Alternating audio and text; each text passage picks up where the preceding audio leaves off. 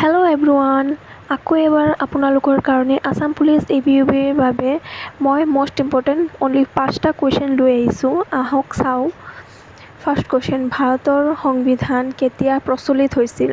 আমি জানামতে ভাৰতৰ প্ৰচলিত হৈছিল সংবিধান আমাৰ 1950 চনৰ 26 জানুৱাৰীত আমাৰ প্ৰচলিত হৈছিল। নেক্সট কুৱেশ্যন, ভাৰতৰ প্ৰথম গৃহমন্ত্ৰী কোন আছিল? ভাৰতৰ প্ৰথম গৃহমন্ত্ৰী আছিল চৰ্দাৰ বল্লভ পেটেল। আমি নেক্সট কুৱেশ্যনত আহোঁ। অসমৰ কাজিৰঙা ৰাষ্ট্ৰীয় উদ্যান কিহৰ বাবে প্ৰচলিত?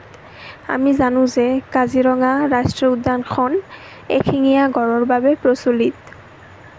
এতিয়া আমি নেক্সট কুৱেশ্যনত যাম। কুৱেশ্যন নম্বৰ 4, ভাৰতৰ স্বাধীনতা কেতিয়া লাভ কৰিছিল?